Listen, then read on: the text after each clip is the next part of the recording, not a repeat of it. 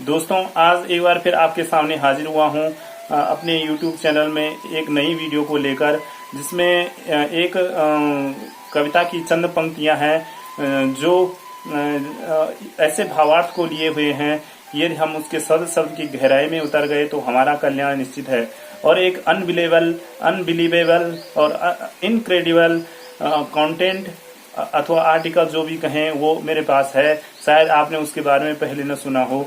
तो दोस्तों, मैं पहले कविता की चंद पंक्तियां रखूंगा और उसके बाद वो इम्पोर्टेंट कंटेंट आपके सामने प्रस्तुत करूंगा। लेकिन पहले यही निवेदन कि आप मेरे चैनल को अवश्य सब्सक्राइब कीजिए, जिससे आपको ऐसी रोचकता और नवीनता की वीडियो में ऐसे तथ्य और ऐसी कविताएं सुनने को मिले। तो दोस्तों, प्रस्तुत है पहले कविता की कुछ चंद पंक्तियां। जैसे जब माटी में जल मिल जाए, जैसे जब माटी में मिल जाए तो सहसा अंकुर फूट जाता।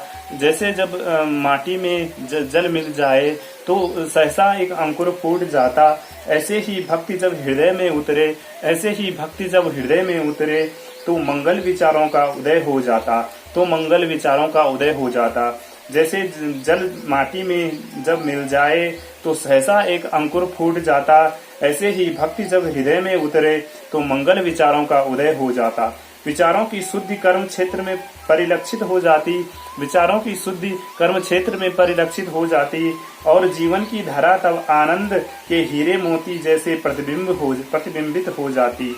और जीवन की धारा तब आनंद के हीरे मोतियों जैसी पावन नदी में जैसे प्रतिबिंबित सी हो जाती। यदि सुमिरन हो कि मृत्यु हर एक की अटल है, यदि सदा सुमिरन हो कि मृत्यु हर एक की अटल है, तो तब इस माया रूपी उलझे से कीचड़ में, तो तब इस माया रूपी उलझे से कीचड़ में खिल जाता कोई कमल है, खिल जाता कोई कमल है। यदि सुमिरन हो कि मृत्यु हर एक की अटल है, तो तब इस माया रूपी उलझे से कीचड़ में खिल जाता जैसे कोई कमल है। तो दोस्तों, अब मैं इसके बाद आपके सामने आर्टिकल प्रस्तुत करूंगा।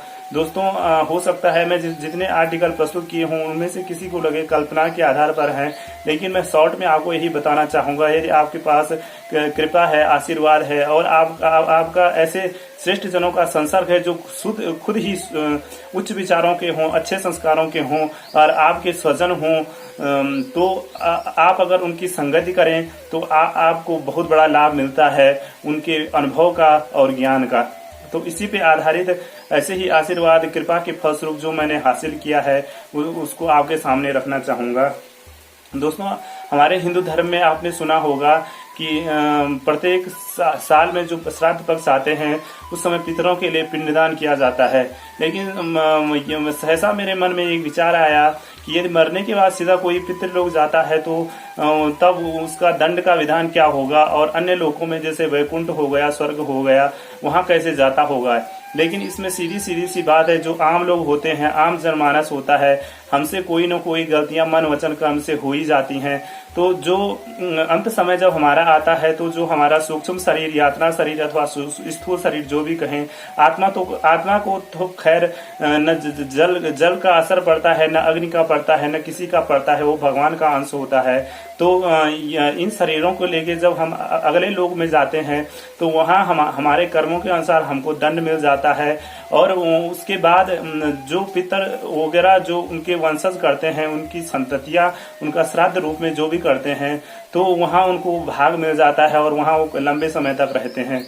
यहाँ एक आपको समझने वाली बात होगी और नवीन रोचक तथ्य से परिपूर्ण एक बात यह भी है कि जब पितृलोक में वो चले जाते हैं तो जो उनकी जनरेशन रहती है, उससे पहले के जो उनके जो वृद्ध होंगे, उनके जो माता पिता, दादा दादी जो भी वहाँ होंगे, वो उसी कुल में किसी न किसी रूप में अपने आत्मांश द्वारा जन्म ले जाते हैं। दूसरा पहलू इसका ये भी है कि अगर हमारे कर्म इतने श्रेष्ठ हों तो हमको न पितृलोक जाने की जरूरत होती है और न श्राद्ध पिंडदान आदि के द्वारा हमें कोई लाभ मिलता है, बल्कि हम वैकुंठ में अथवा स्वर्ग लोक में अथवा जो हमारे कर्मानुसार जो भी अच्छे लोग होंगे, उत्तम कोटि के उत्कृष्ट श्रेणी के होंगे, वहाँ हम अपना जो कर्म का फल भोगते हैं।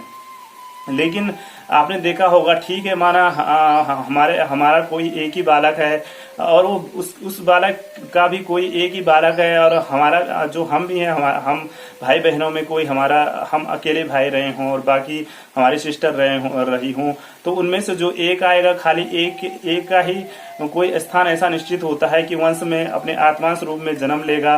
वो फिर अपनी पुरानी गलतियों को सुधार कर अच्छे लोगों को प्रस्थान कर जाता है और यहाँ अच्छे काम करता है। लेकिन अगर 2-3 हो तो 2-3 में से बाकी की जो 2 हो तो 84 लाख चक्कर की योनि का आपने जिक्र कई बार सुना होगा। तो उसमें से वो कीट पतंगे आदि जो अपने 84 लाख के भ्रमण करने के उपरांत जो इस पृथ्वी लोक में, इस मृत्यु लोक में जन्म पाते हैं, तो वही होते हैं वो बाकी के। तो दोस्तों इसमें एक आपको मैं एक वैज्ञानिक तरीके से भी समझाना चाहूंगा, और एक वीडियो में मैंने जिक्र भी करा होगा कि हमें अमरता कैसे मिले। अमरता मिलने का जो मुझे ध्यान है, मैंने इस प्रकार से आपको सामने व्याख्या करी होगी कि यदि हम ध्यान, धारणा, समाधि, प्राणायाम की तरफ बढ़ें और अपने कर्मों को उत्कृष्ट श्रेणी का रखें, तो हम समाधि की स्थिति में पहुंच जाते हैं। उसके पश्चात हम अपनी इच्छा अनुसार शरीर त्याग कर सकते हैं और हमारा ये पंचभूत का शरीर पंचभूत में ही विलीन हो जाता है और हमें कष्ट नहीं होता। लेकिन और दूसरा अमरता कैसे होती है? इसी प्रकार होती है जैसे मैंने पीछे आपको बताया कि आत्मांश रूप में जन्म ले लिया और जीन्स जो है जेनेटिक रूप में जो है हमारे उत्तरोत्तर बढ़ते जाते हैं, तो हमारा केवल शरीर छूटता है, आत्मा नहीं। आत्मा को हमेशा यही प्रयासरत किया जाता है कि वो अच्छे कर्म, उत्कृष्ट कर्म करके अच्छे लोगों को प्राप्त हो और इस मृत्यु लोक से बार बार के जन्म मरण से छुटकारा प्राप्त हो सके। दोस्तों शरीर के जो हमारे सुख होते हैं, जो तंत्रिका तंत्र जो पीछे से जुड़ा हुआ हमारे बुद्धि से जो कनेक्शन होता है, हमारे मस्तिष्क से जो होता है, तो हमें अगर कोई चोट पहुंचती है तो सबसे पहले संदेश मस्तिष्क को जाता है और हमें दर्द का अनुभव होता है। तो दोस्तों हम इस पूरे जीवन पर्यंत आम जनमानस की बात ही करूंगा, कुछ न कुछ कर्म हमसे ऐसे बन ही जाते हैं। इसलिए जब हमारी मृत्यु होती है तो हमें इतनी वेदना होती है। आपने कभी सुना भी होगा कि जैसे 100 बिच्छू एक साथ डंक मार जाएं। लेकिन यहाँ लेस मात्र लोग ऐसे होते हैं जो इतने अच्छे कर्म करें और अपने पुण्य धाम को प्राप्त करें। दोस्तों वैज्ञानिक रूप से भी मैंने आपको समझा दिया कि हम अमर कैसे हैं, और इसमें आध्यात्मिकता भी भरी हुई है। इसलिए आप कभी किसी शास्त्र को उठा लें तो उससे आपको ये प्रमाण अवश्य मिल जाएगा। अगर नहीं मिलेगा तो मैंने जो अपने अनुभव, कृपा और आशीर्वाद के फलस्वरूप आपके सामने ये कंटेंट रखा, आप उस पर जरूर विश्वास कीजिएगा, क्योंकि मैंने बड़े चिंतन मनन और शोध आदि के द्वारा ये तथ्य हासिल किए हैं। तो दोस्तों आज के इस वीडियो में फिलहाल इतना ही। आप मुझे अपना प्यार, स्नेह, अनवरत देते रहेंगे और मेरे चैनल को सब्सक्राइब करेंगे और वीडियो को अंत तक देखेंगे। आपको जैसा भी लगे आप कमेंट बॉक्स में कमेंट अवश्य कीजिएगा। नमस्कार, धन्यवाद।